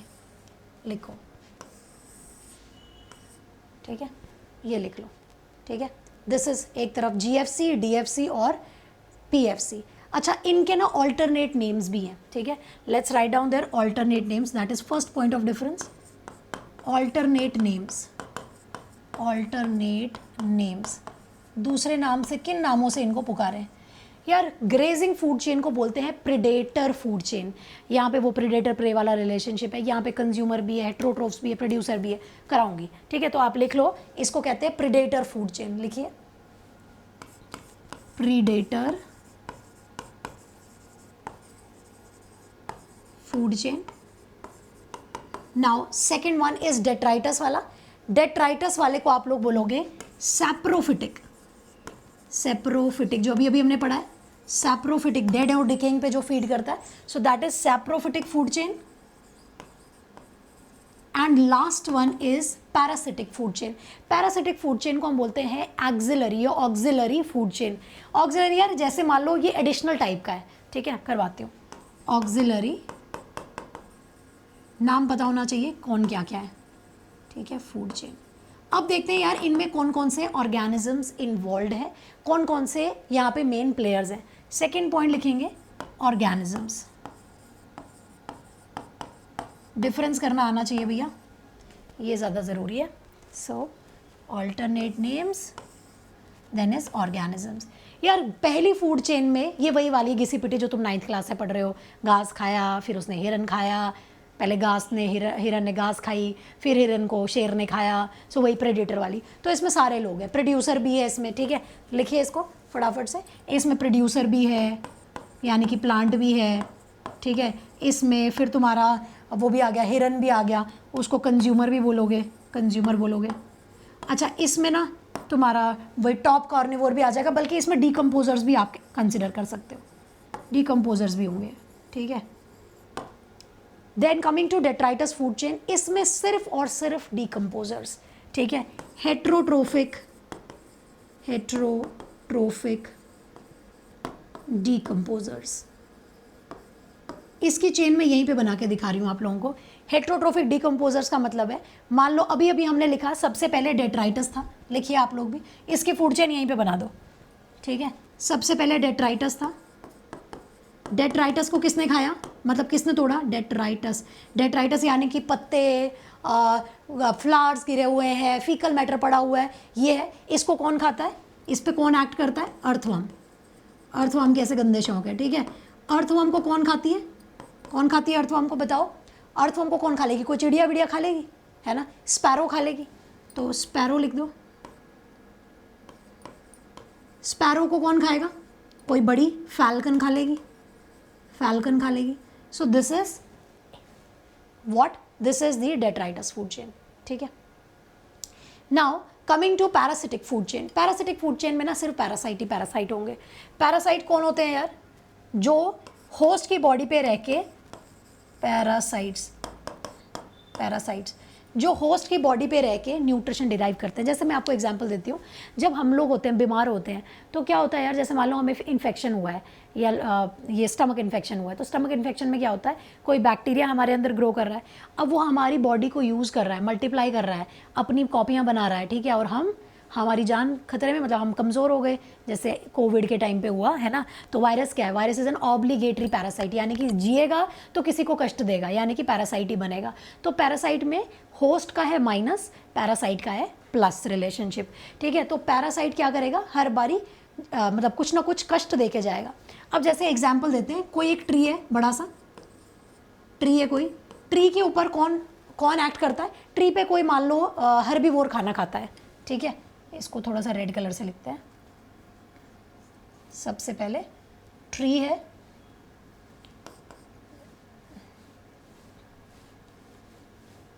हाँ, सबसे पहले ट्रीज है, ट्रीज के ऊपर कौन है, हर्बीवोर्स, हर्बीवोर्स है, ठीक है, हर्बीवोर्स है। हर्बीवोर्स को कौन खाता है, हर्बीवोर्स को कौन खाता है, हर्बीवोर बर्ड मान लो आप, मैंने कहा कोई ट्री है, ट्री के ऊपर कोई बर्ड आ गई, हर्बीवोर्स आ गए, या बर्ड भी आ गई कोई, हर्बीवोर बर्ड बोल लो, ठीक है। और मान लो, या बर्ड नहीं तो कोई इंसेक्ट है, इनको कौन खाता है, मान लो खाती हैं लाइस, बग्स, ये लोग खा रहे हैं। तो यार ये क्या हुआ, this is a parasitic food chain, simple simple, कुछ नहीं है इसके अंदर, ठीक है। तो हमने क्या देखा, बेसिक 3 टाइप की फूड चेन्स है, grazing food chain, detritus food chain and parasitic. Parasitic में कौन है, पैरासाइट है, जो कष्ट ही देंगे, ठीक है। मान लो बेचारी कोई बर्ड है, अच्छी खासी उड़ रही थी, खुश थी, पर उस पर लाइस और बग्स ग्रो कर रहे हैं, तो उसको तो परेशान कर रहे हैं, है ना। तो ये कष्ट देंगे, तो कष्ट देने वाली है पैरासिटिक फूड चेन। डेट्राइटस वाली है मरे हुए पर, ये कोई कष्ट नहीं दे रही है। जैसे मान लो मरी हुई डेट्राइटस तो डेड डिकेइंग मैटर था, अर्थवर्म खा लिया, मतलब जब ये मरा हुआ था, ठीक है। So this is decomposition. और ये वाला है ग्रेजिंग, जो बड़ी सबसे ज़्यादा अग्रेसिव वाली ये वाली है, ग्रेजिंग फूड चेन। अब यार ग्रेजिंग फूड चेन का एग्जाम्पल एनसीईआरटी ने दिया है, और इस पर ना इसने ये वर्ड यूज़ किए हैं, प्राइमरी, कंज्यूमर, टर्शरी। ये तुमने बचपन में भी पढ़ा है, इसको मैं बहुत ज़्यादा तवज्जो नहीं देने वाली हूँ, क्योंकि मुझे पता है तुम्हें आता होगा। सुनो यार, जैसे यार प्राइमरी प्रोड्यूसर में कौन बोला है, इसको बोलते हैं फर्स्ट ट्रॉपिक लेवल, इसको T1 बोलते हैं। प्राइमरी प्रोड्यूसर यानी कि प्लांट को T1 बोलेंगे। प्लांट को कौन खाएगा, हर्बीवोर खाएगा, that is T2, trophic level 2। उसको कौन खा रहा है, कोई कार्निवोर खा रहा है, दैट इज ट्रॉपिक लेवल 3। और सबसे ऊपर शेर है या इंसान है, तो दैट इज ट्रॉपिक लेवल 4। तो ये ट्रॉपिक लेवल्स भी बनाए हुए हैं, मतलब one step after the other, one step after the other. तो ये ट्रॉपिक लेवल्स हैं, और ये तुम्हारा ग्रेजिंग फूड जो भी था, ग्रेजिंग फूड चेन है। यार ग्रेजिंग फूड चेन जो है, GFC जो है बच्चों, ये ना 2 टाइप की होती है, 2 टाइप की एज इन, एक है टेरेस्ट्रियल हैबिटेट में, यानी कि लैंड पर, ठीक है, और एक है एक्वाटिक में, यानी कि पानी में भी ये चलता है। पानी में भी अग्रेशन है, सिर्फ ये नहीं मानना है कि धरतीवासियों में ही अग्रेशन है, पानी में भी अग्रेशन है। कैसे मान लो, सबसे पहले यार पानी के अंदर छोटे छोटे बेचारे प्यारे प्यारे फाइटोप्लैंक्टॉन्स तैर रहे थे। फाइटोप्लैंक्टॉन्स फोटोसिंथेटिक है, फाइटो मतलब लाइट से लेना देना, प्लैंक्टॉन का मतलब है पैसिवली फ्लोटिंग बॉडी, प्लैंक्टॉन मतलब पैसिवली फ्लोटिंग बॉडी। तो फाइटोप्लैंक्टॉन पैसिवली फ्लोटिंग बॉडी। इसको कौन खा लेगा, छोटे छोटे प्रोटिस्ट थे प्यारे से, इसको किसने खा लिया, इसको खा लिया जू प्लैंक्टॉन ने, यानी कि छोटे छोटे एनिमल्स ने खा लिया। जू प्लैंक्टॉन को कौन खाएगा, कोई फिश खा लेगी, छोटी फिश खा लेगी, स्मॉल फिश खा लेगी, ठीक है। स्मॉल फिश को कौन खाएगा, स्मॉल फिश को कौन खाएगा बताओ जी, लार्ज फिश खा लेगी, लार्ज फिश खा लेगी, या तुम्हारी कोई वेल वगैरह हो गई, ठीक है, लार्ज फिशेस खा लेंगी या फिश खा लेंगे। So this would be your aquatic food chain. Terrestrial का मैं नहीं लिख रही हूँ, बड़ा बचपन से बोरिंग है, वो तुम्हें पता ही है क्या है यार, ग्रास है, ग्रास को ग्रास ऊपर ने खाया, फिर उसको किसी बर्ड ने खाया, बर्ड को लायन ने खा लिया या मैन ने खा लिया, जो कि नहीं करना चाहिए मेरे हिसाब से। तो सबको शाकाहारी बनना चाहिए, बाकी आपकी खुद की मर्जी, क्योंकि यार हम सीधे NPP जब हम ले सकते हैं तो why to add on different trophic levels, और अपना खाना क्यों हम कम करें, है ना, एनर्जी कम क्यों करें। इसी चीज़ को, इसी मेरी इस बात का जो सपोर्टिंग एलिमेंट है या सपोर्टिंग फैक्ट है, that comes from Lindeman's 10% energy law, ठीक है। तो यार नेक्स्ट हमको पढ़ना है लिंडमैन्स लॉ, लेकिन उससे पहले एक बार ये आप फ्लो देखो यार, this is the flow of energy, this is the flow of ecosystem. यार इकोसिस्टम के अंदर ना बड़ी लिमिटेड सी फूड चेन्स मिल सकती हैं आपको। यहाँ देखना, सन ने हीट रिलीज होगी, वही 50% वेस्ट हो गया, ठीक है। फिर कुछ प्लांट में गया, फर्स्ट ट्रॉपिक लेवल प्लांट पे गया, फिर क्या हुआ, हीट रिलीज हुई, हर जगह पे हो रही है। सेकंड कंज्यूमर हर्बीवोर है, third consumer third trophic level, फिर टॉप कॉर्निवोर, ये हो गया। तो यार ये वही चीज़ बताई है, एनर्जी फ्लो हो रही है, और ये दूसरा वाला तुम्हारा फूड चेन चल रहा है, वो वाला डेट्राइटस वाला, ये अर्थवर्म वगैरह दिखा रहे हैं कि क्या हो रहा है, इस पे कौन एक्ट कर रहा है, प्लांट पे कौन एक्ट कर रहा है, प्लांट पे ये फिर से ब्रेक डाउन होगा, अर्थवर्म वगैरह इसको एक्ट करेंगे, रिमेन्स को, ठीक है, या ये जो भी है ये मरा हुआ है, इसको भी डिकम्पोज कौन करते हैं, छोटे छोटे डेट्राइटस करते हैं, और फिर वो मिनरल्स को ह्यूमस बना देते हैं, उसी डेट्राइटस को ह्यूमस बना देते हैं, और ह्यूमस से क्या निकलते हैं, मिनरल्स निकलते हैं, ठीक है, और वो सॉइल में चले जाते हैं। तो ये एक एनर्जी फ्लो बताया यार। इससे बेहतरीन है जो आपको पढ़ना चाहिए, दैट इज लिंडमैन्स 10% लॉ। NCERT बड़ी खतरनाक खेल गई है, एक लाइन में लिख के छोड़ दिया है 10% लॉ के बारे में। अच्छा, मैं एक चीज़ पूछना चाहूँगी, क्या लगता है आप लोगों को 10% लॉ का मतलब है 10% लॉस, हाँ या ना? Tell me. वीडियो देखने से कुछ नहीं होगा, आंसर भी देने होते हैं। कमेंट्स में आंसर दे दो ना यार, कमेंट्स में बता सकते हो 10% का लॉ है या 10% का लॉस है, व्हाट डू यू थिंक?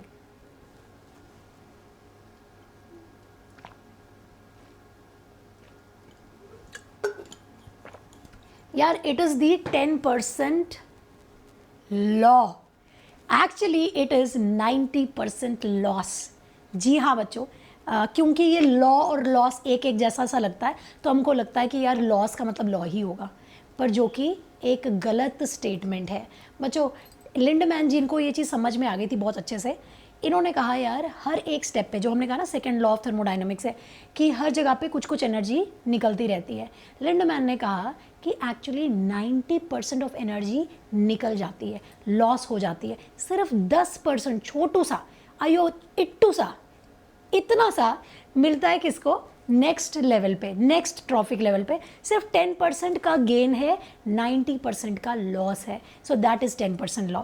बच्चों this is very important and it has been asked in NEET 2015, AIPMT था तब वो, ठीक है। ये क्वेश्चन में भी आया हुआ है, मैं बताती हूँ कैसे था। तो पहले हम लोग लिखेंगे 10% लॉ, लिखिए। Yes yes yes 10%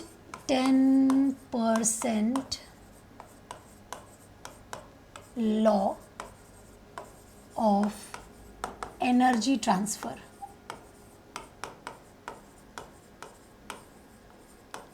10% law of energy transfer, ठीक है। This was given by Lindemann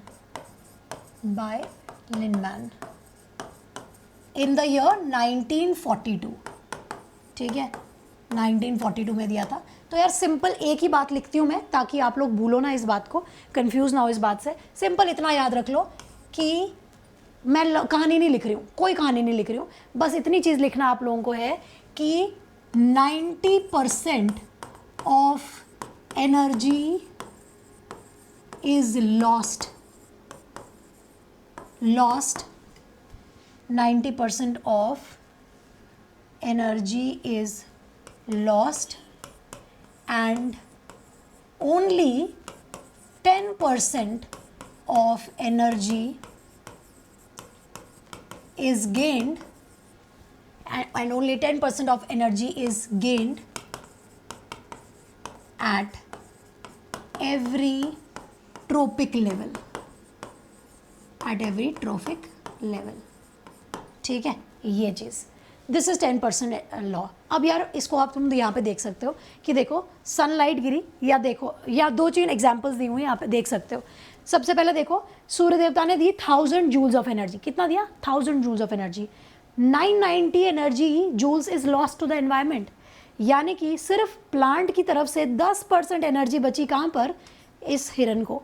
10% का 90% लॉस हो जाएगा, 10% का 90% कितना हुआ 9, ये लॉस हो गया। शेयर को कितना मिला, सिर्फ 1 जूल ऑफ एनर्जी, है ना। तो यार इसीलिए बेचारे को इतना कम मिला है, ठीक है। अब वही चीज़ बताया कि अब अगर मान लो इसको भी कोई खाने वाला होता है, वैसे शेयर को खाने वाला कौन ही होगा, पर फिर भी देखो 0.9% energy will be still lost to the environment. यार ये देखना वही चीज़ लिखा हुआ है, 1000 kg नीचे प्लांट थे, 100 kg रह गए, ये 100 जूल्स की एनर्जी यहाँ पे होगी। फिर देखो फिर से 90% loss, only 10% gain, that is 10, फिर लास्ट में बचा 1।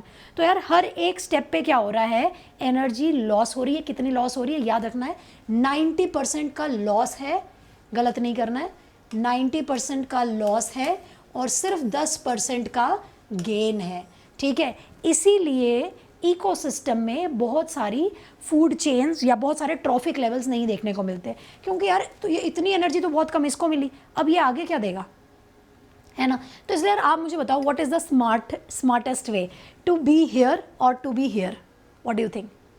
अब नहीं बोलना मैम हमें ना वो है, हमें ना प्रोटीन बनाना है, हमें ना मसल बनाना है। अरे यार मसल बनाना है तो प्लांट प्रोटीन से भी मसल ले लो ना, सोयाबीन ले लो, प्लांट सप्लीमेंट ले लो, प्रोटीन सप्लीमेंट ले लो, प्लांट सप्लीमेंट, दालें खा लो, है ना। तो यार ये मत बोलो कि मैम नहीं हमें तो यार मसल बनना ये है वो है, तो तुम प्रोटीन सप्लीमेंट ले सकते हो आराम से, स्पिनिच ले लो, पल्सेस ले लो, सीरियल ले लो, दाल ले लो, बहुत कुछ है, ठीक है। तो यार smartest way is to be here rather than being hair.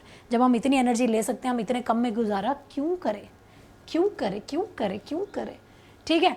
So this was 10% law. Now moving further, 1 second, let me check the board.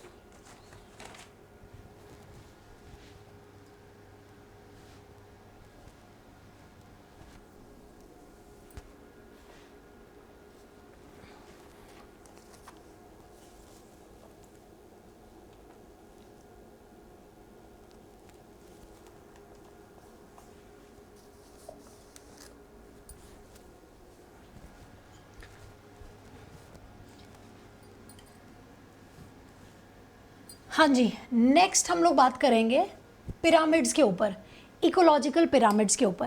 तो यार पिरामिड्स क्या होते हैं? कुछ नहीं है, ग्राफिकल रिप्रेजेंटेशन है कई सारे बातों का, कई सारे इकोलॉजिकल पैरामीटर्स का, that is called ecological pyramids. इससे हमें ना थोड़ा आइडिया लग जाता है कि क्या क्या इकोलॉजी के पैरामीटर्स हैं जो हमें पता होना चाहिए in the form of a graph. ठीक है, that is called what? That is called your ecological pyramids. Now ecological pyramids 3 type के हैं जो आपको पता होने चाहिए। कौन कौन से हैं? Pyramid of biomass, pyramid of number, pyramid of energy. यार इसमें पता है नीट में कैसा क्वेश्चन आता है? वैसे तो अगर मैं बात करूं आपके 12th क्लास की, अगर आप 12th के बच्चे हो तो 12th क्लास के बच्चों को ये क्वेश्चन मेरे ख्याल से 1 मार्कर आ सकता है, इससे ज़्यादा नहीं आएगा कि बताओ जी कितने पिरामिड्स पॉसिबल होते हैं और क्या क्या होते हैं। तो मुझे लगता है 1 नंबर 2 नंबर से ज़्यादा नहीं आएगा, ये क्वेश्चन इतनी ज़्यादा वेटेज नहीं रखता। लेकिन नीट में तुम्हारे को आइडिया होना चाहिए, नीट में तुम्हें आइडिया होना चाहिए कि इकोलॉजिकल पिरामिड्स क्या होते हैं। ठीक है, आपसे पता है उसमें कैसा क्वेश्चन पूछेगा कि कौन सा इन्वर्टेड है, कौन सा नहीं इन्वर्टेड है, so that stuff like that. लेकिन बच्चे इससे पहले मैं आपको पिरामिड बताऊं, I have something else also in mind. Okay let's okay that's okay, पहले आप पिरामिड करते हैं, उसके बाद हमने एक बहुत इंपॉर्टेंट चीज़ पढ़नी है, that is called standing crop and standing state. उससे क्वेश्चन आते हैं नीट में बहुत ज़्यादा, वो इसके साथ ही है। ठीक है, चलो पहले हम पिरामिड्स ख़त्म करते हैं। हाँ जी, तो there are 3 pyramids, pyramids of number, pyramids of biomass, pyramid of energy. तो यार कुछ नहीं है, सिंपल है, बहुत सिंपल है। हमें कैसे पता कि प्रोड्यूसर ज़्यादा है, कि कंज्यूमर ज़्यादा है, कि डिकम्पोजर ज़्यादा है? हमें कैसे पता? कैसे बताओगे आप? शब्दों में बताओगे? शब्दों में गिन के बताओगे? यार गिन के अच्छा नहीं कि तुम किसी इससे किसी ग्राफिकल रिप्रेजेंटेशन से बताओ। तो सबसे पहला पिरामिड ऑफ नंबर आपको नज़र आ रहा है, ये एनसीईआरटी ने भी दिया हुआ है। पिरामिड ऑफ नंबर आप देखिए, सबसे पहले एक दिखाया है कि मान लो कोई प्राइमरी प्रोड्यूसर्स है, यानी कि प्लांट्स है। प्लांट्स देखो कितने सारे बताए हैं, 1, 10, 100, 1000, 10,000, लाख, 10 लाख, 58 लाख अराउंड प्लांट्स है, या ग्रासेस होंगे, छोटे मोटे घास फूस होंगे। इस पे फीड कर रहे हैं प्राइमरी कंज्यूमर। प्राइमरी कंज्यूमर कौन हो यार? प्राइमरी कंज्यूमर हो गया जैसे कि कोई भी हर्बीवोरस प्लांट हो, हर्बीवोरस एनिमल हो गया, गाय हो गई, बकरी हो गई, कोई भी हो गया। तो ये कितना है? 1, 10, 100, 1000, 10,000, लाख, 7 लाख। ठीक है, तो यानी कि घास ज़्यादा, घास को खाने वाली बकरी थोड़ी कम, बकरी को फर्दर खाने वाले कौन हो जाएंगे? थोड़े और अग्रेसिव एनिमल हो गए। ठीक है, और सबसे एंड में कौन आ जाएगा यार? तुम्हारा शेर आ जाएगा। तो यार ऑब्वियसली यार कोई बकरी हो गई, या मान लो जैसे हम बोलते हैं ना कि यहाँ पे कोई वो हो जाएंगे, वुल्फ्स वगैरह हो सकते हैं बीच में। तो हम क्या देख रहे हैं कि सबसे ज़्यादा प्रोड्यूसर जब हैं, उसके बाद कंज्यूमर, प्राइमरी कंज्यूमर थोड़े कम, सेकेंडरी कंज्यूमर और कम, और सबसे ऊपर टर्शरी कंज्यूमर सबसे कम। जब ऐसे टाइप का ग्राफ आपको दिखता है, this type of pyramid is called what? It is called upright pyramid. ये क्या है यार? इसको अपराइट पिरामिड कहते हैं। ये अपराइट है, इसको आप आइडेंटिफाई अपराइट करोगे, ये ऐसा ट्राइंगल सा बनता नजर आ रहा है, ये देखो ऐसा सा। So this is called upright pyramid. ठीक है, so pyramid of number is upright. Also ज़रूरी नहीं है कि पिरामिड ऑफ नंबर अपराइट ही हो सकता है pyramid of number 2 further types का हो। चलो मैं आप लोगों को एक एग्जांपल देती हूँ। लेट अस इमेजिन कि एक ट्री है, कोई एक ट्री है, ठीक है, एक ही ट्री है, जस्ट 1 ट्री, उस पे फीड करने वाले हर्बीवोरस बर्ड ज़्यादा हैं।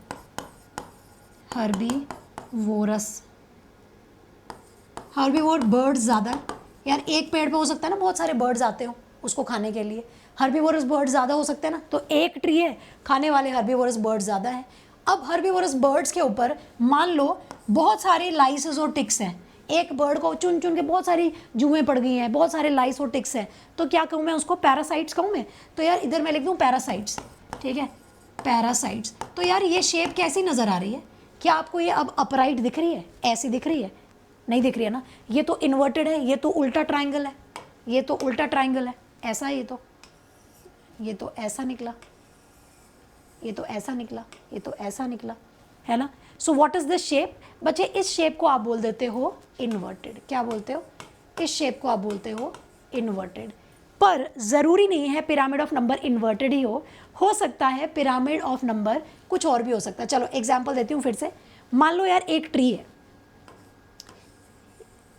ठीक है, मान लो ट्री है, ट्री के ऊपर आने वाले हर्बीवोरस बर्ड थोड़े कम है, मान लो उससे कम है, ठीक है, या आई मीन हर्बीवोरस बर्ड तो होंगे ही, हर्बीवोरस बर्ड, एक सेकेंड, हाँ, हर्बीवोरस बर्ड ट्री से तो ज़्यादा ही होंगे, हर्बीवोरस बर्ड जो है वो इससे तो ज़्यादा ही होंगे, ट्री से ज़्यादा होंगे।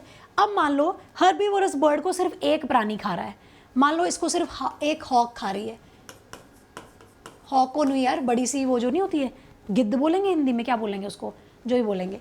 तो यार ये इस केस में कैसा हुआ, ये what is the shape here, the shape is not triangle like this, it is not an inverted triangle like this, it is not a upright triangle like this is something else, this is a spindle shape, this is a spindle shape।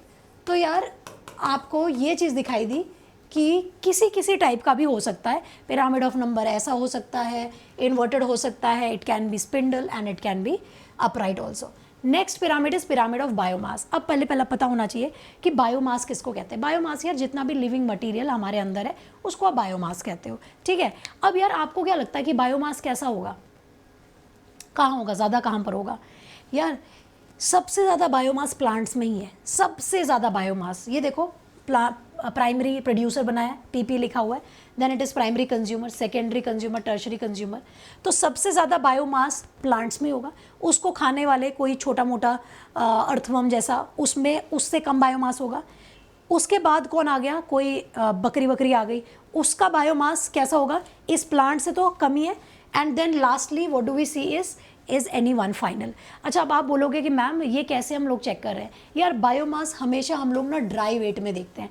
Dry wait यानी कि पानी निकाल दो, पानी का content हटा दो, पानी को सूखा दो, तो क्या बचेगा? That will be the dry weight. तो यार पिरामिड ऑफ बायोमास कोई ऐसा, so there is a pyramid of biomass shows a sharp decrease at higher trophic level. तो आगे आगे चल के ज़्यादा बायोमास होगा नहीं, सबसे ज़्यादा मतलब एक विशाल बायोमास जो है एक प्लांट में सबसे ज़्यादा हो सकता है as compare to a lion. Yes you heard it right, lion उतना बायोमास नहीं बना सकता है जितना कि कोई एक बड़ा प्लांट बना सकता है, अगर हम टॉप कॉर्निवोर की बात करें, है ना। तो यार इस वाले शेप को आप क्या बोलते हो, what is this kind of shape? यानी कि pyramid of biomass is upright. This is one case.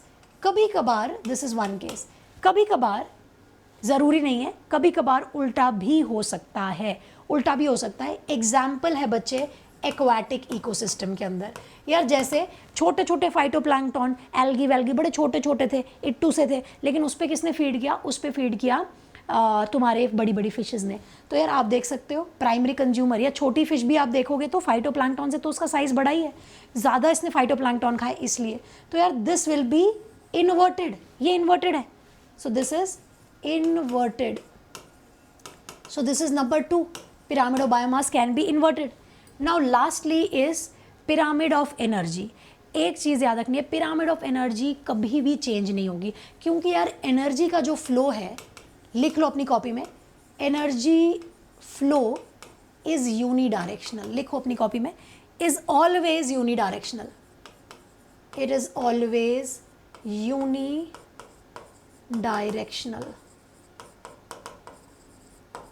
कहने का मतलब ये है बच्चों, कभी ऐसा हो सकता है हम सन को ही वापस लाइट दे दें? I have so much of light in me, I can give sunlight, sunlight to sun. हाँ नहीं, ऐसा नहीं हो सकता ना। या कभी ऐसा हो सकता है हम प्लांट को अपनी एनर्जी दे दें, चल प्लांट तू भी खुश रहा यार, नहीं हो सकता ना। तो यार ये बंधा हुआ है, प्लांट से ही हमें मिलेगी, फिर जानवरों को जिनको मिलनी है उनको मिलेगी, फिर टॉप कॉर्निवोर को मिलेगी। तो यार ये हमेशा कैसी है, सबसे ज़्यादा एनर्जी जो है, ये देखो कितने ज़्यादा जूल्स ऑफ सनलाइट है जो प्लांट्स के पास होगी। फिर यार यहाँ पे वो लगा लो 10% लॉस, 10% लॉस नहीं 10% लॉ लगा लो, तो यार यानी कि 90% का लॉस होगा। ये भी हमने पढ़ा लिंडमैन ने, एनसीईआरटी ने यहाँ पे लिंडमैन के बारे में लिखा है, ठीक है। तो यहाँ पे वो लिंडमैन लॉ एक्ट हो जाएगा। तो इस वजह से ये कैसा है, this is a upright, this is a upright, इसको आप अपराइट बोलते हो, ऐसे ऊपर वाले ट्राइंगल को अपराइट बोलते हो। तो pyramid of energy is always upright. तो बच्चों पता है क्वेश्चन क्या आया था, मैं आपको दोनों का बता रही थी। 10% लॉ पे क्वेश्चन ऐसा आया था कि अगर ऐसे कुछ वैल्यू, मुझे याद नहीं है, 1 के बाद पता नहीं कितने ज़ीरो लगाए थे, बोला था इतने ज़ीरो मतलब ये वैल्यू है, this is found at secondary consumer level से ट्रॉपिक लेवल 2। बताओ फिफ्थ ट्रॉपिक लेवल पे कितनी एनर्जी होगी, जूल्स कितनी एनर्जी होगी। तो कुछ नहीं करना था यार, 90% का लॉस लगाना था, 10% का गेन लगाना था, आसानी से बन जाए। एक बार भी तुम देख लेते ना तो ये इतना मजाक वाले क्वेश्चन है ना कि मतलब ये तो सबको आने ही चाहिए। इकोलॉजी तो सबको पढ़नी चाहिए क्योंकि है आसान और बड़े ना सस्ते मार्क्स हैं, रास्ते से उठाने वाले, सस्ते रास्ते से उठाने वाले। ठीक है, अच्छा चलो अब ना हम लोग नीट वाले बच्चों के लिए मैं बात कर रही हूँ। इसके लिए आपको बस ऐसे याद रखना है, यहाँ पे मैं समअप कर दे रही हूँ, आपने भी लिखा ही होगा मेरे ख्याल से। पिरामिड ऑफ नंबर कैसे कैसे था? Pyramid of number was upright, ये अपराइट भी हो सकता है, ये इन्वर्टेड भी हो सकता है, और ये कैसा भी हो सकता है, ये स्पिंडल शेप भी हो सकता है। ये याद रखना। Pyramid of biomass, it can be upright, it can be inverted, spindle नहीं होगा, and it is always upright, it is always upright. ठीक है, और कुछ हो ही नहीं सकता, पॉसिबिलिटी ही नहीं है, पॉसिबिलिटी ही नहीं है। ठीक है, so I think we are done with 3 important things. Now I will leave you finally with one homework, that is limitations of ecological pyramids. ये आपको करना पड़ेगा, ये एक होमवर्क छोड़ रही हूँ तुम लोगों के लिए। लिमिटेशन पे आपको खुद बात करनी चाहिए, लिमिटेशन ऑफ इकोलॉजिकल पिरामिड्स। पढ़ लेना इसको और मुझे कमेंट्स में बताना वन वर्ड में कि क्या लिमिटेशन है इकोलॉजिकल पिरामिड की। यार पता क्या है, होमवर्क है ये। ठीक है, this is one homework question. Limitation क्या है इकोलॉजिकल पिरामिड की? यार लिमिटेशन ये है कि बहुत सारी फूड चेन नहीं आ सकती है, मैं इतना से ज़्यादा नहीं बताऊंगी, तुम्हारा होमवर्क है, तुम खुद करोगे, but do pay attention to it. Question कम आता है, थोड़ा सा आप देख सकते हो अपनी कॉपी में। ठीक है, चलिए अब हम लास्ट एक टॉपिक करने जा रहे हैं जो कि बहुत बहुत बहुत बहुत इंपॉर्टेंट है। नीट 2013 में भी आ रखा है जब वो AIPMT था, 2016 में भी आ रखा है, that is standing state and standing crop. इस पे क्वेश्चन आने ही आने हैं, आने ही आने हैं। ईजी है पर क्वेश्चन ज़रूर देखे जाएगा। If I am not wrong ये 2014 में भी आया है, हाँ रिपीटेडली आया था ये 2 साल। ठीक है, तो हम लोग अब क्या करने वाले हैं यार, we are going to differentiate. Easy है, कुछ मुश्किल नहीं है, बहुत ही आसान है। ठीक है, तो आप अपनी कॉपी में ना एक साइड पे लिखो स्टैंडिंग स्टेट, एक साइड पे लिखो स्टैंडिंग क्रॉप। लिखो स्टैंडिंग स्टेट एक साइड पे लिखेंगे और एक साइड पे लिखेंगे आप लोग स्टैंडिंग क्रॉप।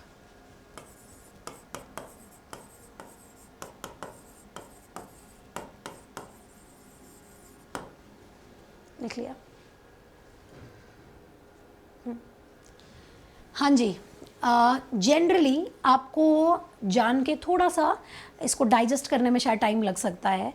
यार बोलते हम लोग स्टैंडिंग क्रॉप है, पर इसका ये मतलब नहीं है कि हम यहाँ पे क्रॉप्स की बात कर रहे हैं। एक इकोसिस्टम के अंदर, ध्यान से सुनिएगा, एक इकोसिस्टम के अंदर कुछ ऐसे कंपोनेंट्स होंगे जो कि इनऑर्गेनिक होंगे, लाइक मिनरल्स हो गए, like CO2, water, calcium, potassium, कुछ मिनरल्स हो गए, है ना। अब अगर हम बात कर रहे हैं ऐसे कितने मिनरल्स है या ऐसे कौन से मिनरल्स है जो इकोसिस्टम में एक टाइम पे मिल रहे हैं सॉइल के अंदर, उसको आप बोलते हो स्टैंडिंग स्टेट। स्टैंडिंग क्रॉप का मतलब है हर एक ट्रॉपिक लेवल पर बहुत सारे ऑर्गेनिजम्स है, लाइक इंसान है, जानवर है, प्लांट्स है, इन सब के अंदर कुछ ऑर्गेनिक मैटर भी प्रेजेंट है ना। तो वो जो ऑर्गेनिक मैटर प्रेजेंट है that is standing crop, and जो इनऑर्गेनिक प्रेजेंट है that is standing state. Is that clear? Is that clear? तो स्टैंडिंग स्टेट क्या है यार कि जितना भी न्यूट्रिएंट्स है, abiotic part, so this is the abiotic part and this is the biotic part, standing crop. ठीक है, आई होप मैं ठीक, क्योंकि इसमें कैमरा में देख के पता नहीं चलता ना, मैं इस तरफ कर रही हूँ, कहीं गलत साइड ना पॉइंट कर रही हूँ। या स्टैंडिंग स्टेट को स्टैंडिक क्वालिटी भी बोलते हैं। ठीक है, स्टैंडिंग स्टेट ऑल्सो नो, चलिए लिखना शुरू करते हैं, let's right it. Also called, this one is also called standing quality. Standing quality भी बोल सकते हैं इसको, ठीक है, स्टैंडिंग क्वालिटी भी बोलते हैं इसे। हम लोग क्या लिखेंगे, it is the amount of inorganic substances, amount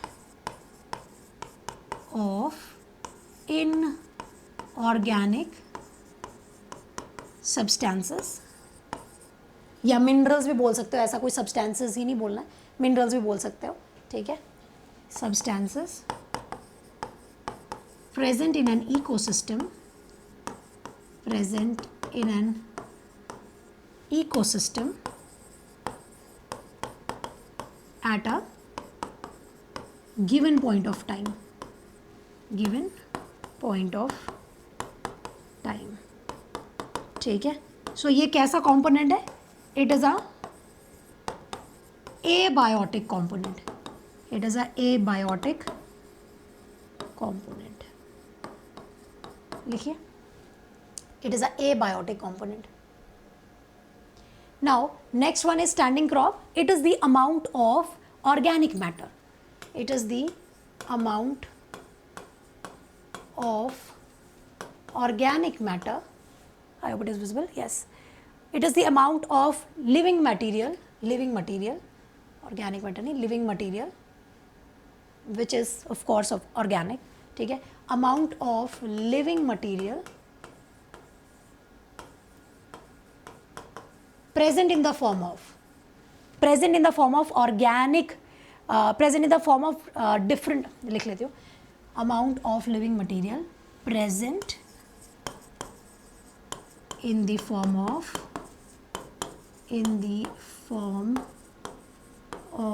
organic matter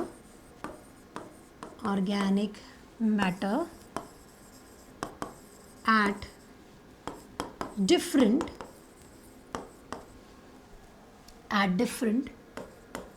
trophic levels,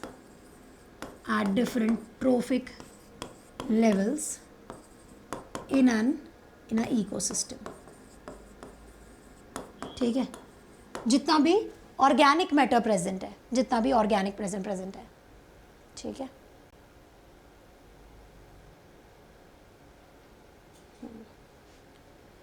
तो यार इसको हम लोग रिप्रेजेंट करते हैं बायोमास की फॉर्म में भी।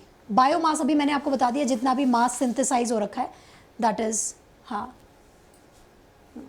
सो हाँ, लिविंग बायोमास भी बोल सकते हैं, तो अमाउंट ऑफ लिविंग बायोमास भी बोल सकते हो,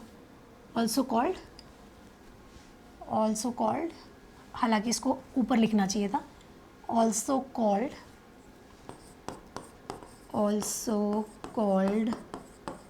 living biomass at different trophic levels, ठीक है, वही बात हो गई। और लास्ट पॉइंट, ये कैसा है, it is a biotic component, simple, it is a biotic component. तो ये डिफरेंस करना आना चाहिए, ये बहुत बहुत अनिवार्य है।